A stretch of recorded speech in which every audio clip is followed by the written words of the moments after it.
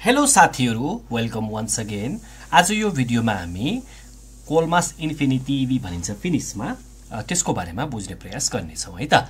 यसमा मैले तीनवटा कोलम बनाएको छु र त्यसमा क्लोजली हुन सक्ने किसिमले नेपालीमा पनि राखेको छु। अब यसलाई हामीले फिनिशमा कसरी बनाउन सक्छौं त्यो बुझ्नेछौं है त।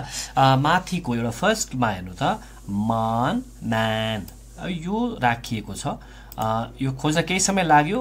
सानो सानो आइकनहरु मानौ तपाई कुनै एक ठाउँबाट अर्को ठाउँतिर जाँदै हुनुहुन्छ र के गर्न जाँदै हुनुहुन्छ भन्ने क्रममा तपाईले के बोल्नुहुन्छ र त्यसलाई फिनिशमा कसरी भनिन्छ त्यो हामी यहाँ तल बनाउने छौं। त्यस्तै दोस्रोमा छ मास्सा अथवा म्यास्सा। यो चाहिँ तपाई कतै जाँदै हुनुहुन्न, एक ठाउँमा गर्दै हुनुहुन्छ, त्यो चीज गर्दै हुनुहुन्छ भने त्यो बेलामा बन्ने सेन्टेन्सहरु र त्यसपछि तपाई कुनै ठाउँबाट केही चीज गरेर आउँदै हुनुहुन्छ भने त्यो बेलामा मास्ता अथवा म्यास्ता यो लगाइन्छ।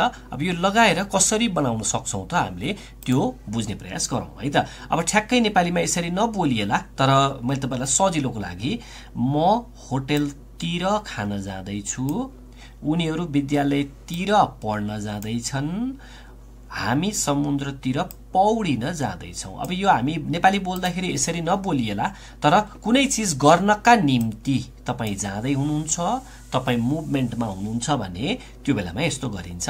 त्यस्तै तै दै लगाउने भनिन्छ नेपालीमा, त्यो चाहिँ कुनै चीज गर्दै छौं भन्ने केसमा यो लाग्छ। जस्तै उदाहरणको लागि म होटलमा खाँदै छु, अब खाइराको छु, खाने काम सकिया छैन, खाँदै छु भन्ने भने यस्तो हुन्छ।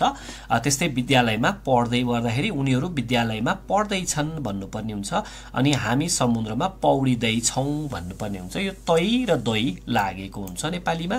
त्यस्तै अब यो चाहिँ मैले ठ्याक्कै छुट्याएर यसरी सफिक्स त नहोला नेपालीमा, तर मैले बुझाउनको लागि यसरी राखिदिएको छु है त।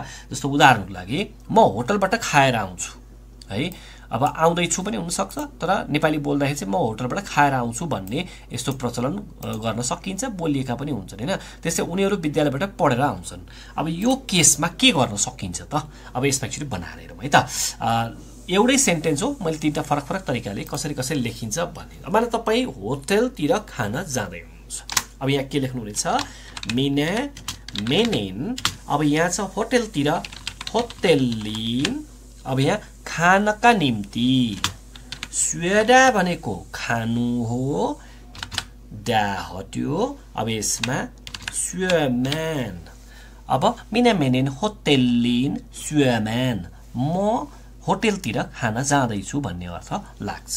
त्यस्तै अब म होटलमा खाँदै छु, मिने अब छु भन्ने आएको छ है, याद गर्नु यो ओल्लाबाट आउने हो। अब मिना ओलेन स्वेडा अघि थाहा भइहाल्यो खानु, अब यसको डा हटाइदिउँ, स्वे मासा।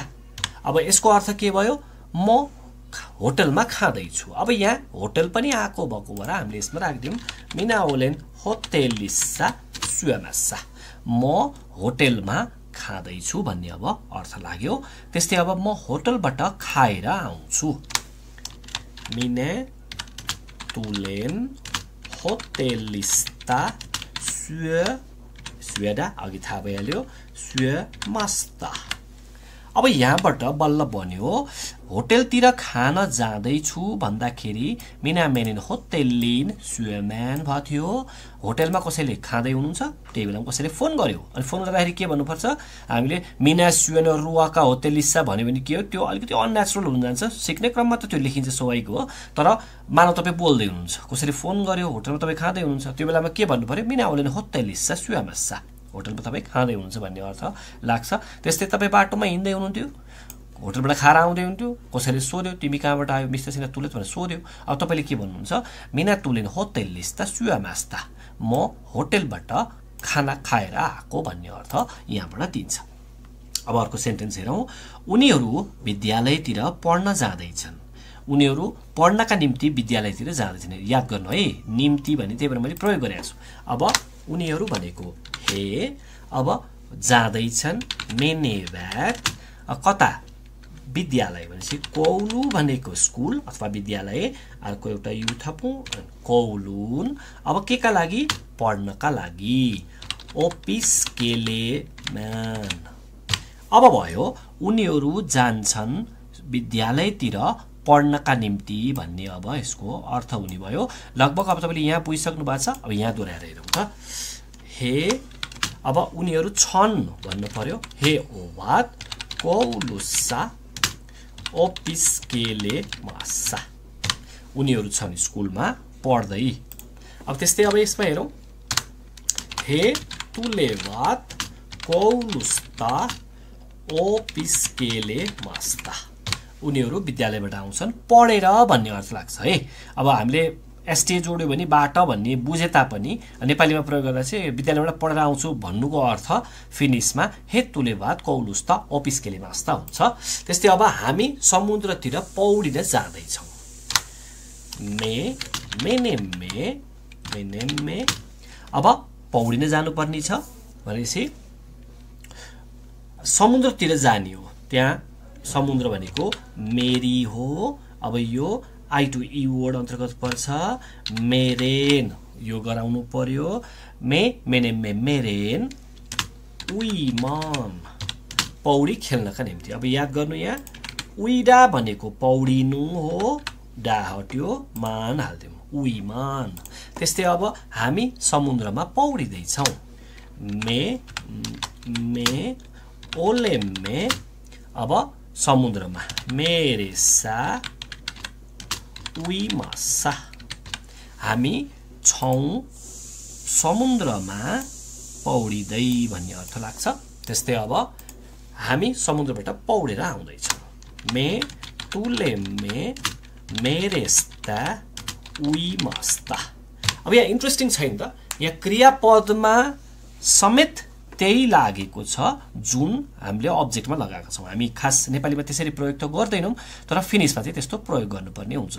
अब यहाँ तपाईँले के बुझ्नुपर्ने हुन्छ भने यहाँ निम्ति भनेर जुन गरिएको छ एक ठाउँबाट अर्को ठाउँतिर मुभमेन्ट हुँदा यसको पर्सपेक्टिभबाट भन्न पर्ने हुन्छ। भनेपछि म होटेलतिर खान जाँदैछु। घरबाट निस्केर अब होटलतिर जाँदाखेरिको कुरा भयो। त्यसमा इलाटिभ लागेको छ। हेर्नु त यहाँ इलाटिभ लागेको छ।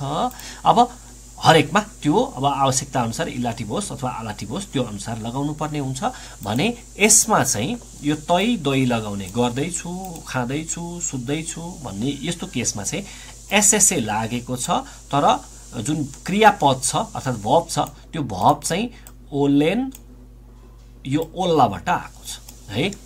यसमा चाहिँ एउटा ठाउँबाट अर्को ठाउँतिर जाने हुनसक्छ। यसमा अब मेनेन, ल्याहटेन, आयान, यो मातकुस्तान यस्तो हुनसक्छ जस एक ठाउँबाट अर्को ठाउँबाट जाने। त्यस्तै यसमा चाहिँ भने तुलेन आएको छ नि त। यो पनि तुलेन छ। यो पनि तुल्लाबाट बनेकै भर्ब हो। यो पनि तुल्लाबाटै बनेको हो। यसमा हुनसक्छ तुल्लाबाट बन्ला अथवा पलाताबाट बन्ला। त्योबाट जस फर्किने खालको कुनै अर्को पोइन्टबाट एउटा पोइन्टमा आउँदै गरेको क्रियापद हुनुपर्छ अनि त्यसपछि बल्ल एसटिएल आउन मिल्छ। यसमा यो नेपाली भाषामा ठ्याक्कै यही रूपमा प्रयोग होला नहोला, तर हामीले यो चाहिँ धेरै पटक प्रयोग हुन्छ। याद गर्नु होला खाँदैछु, बस्दैछु, सुत्दैछु, पढ्दैछु भन्ने आइरहन्छ हुन्छ। त्यही भएर फिनिस बोल्ने क्रममा है विशेष गरी बोल्ने क्रममा यस्तो धेरै प्रयोग भइरहेको हुन्छ अनि हामीले सामान्य किसिमले पढेका हुन्छौँ। जस्तो मिना सुएन होटेलिसा यसरी पढेका हुन्छौँ होइन। अब तर मान्छेले बोल्ने बेलामा त फेरि होटलमा खाएर मात्र बसिरहेको बेला हुँदैन। भनेपछि कतिपय अवस्थामा त फर्केको होला अथवा कतिपय अवस्थामा खान जाँदै होला अथवा खाइरहेको होला। त्यस्तो केसमा चाहिँ यी खालका स्ट्रक्चरहरू बन्छन् सेन्टेन्सका। त्यही भएर यो खालको ज्ञान लियो भने बोल्ने क्रममा बल्ल थाहा हुन्छ यसले के भन्न खोजेको छ भनेर। आशा गर्दछु तपाईले यो भिडियोबाट थर्ड इन्फिनिटिभ भन्छ अथवा कोलमास इन्फिनिटिभी भन्छ फिनिसमा यसको बारेमा जानकारी हासिल गर्नुभयो होला।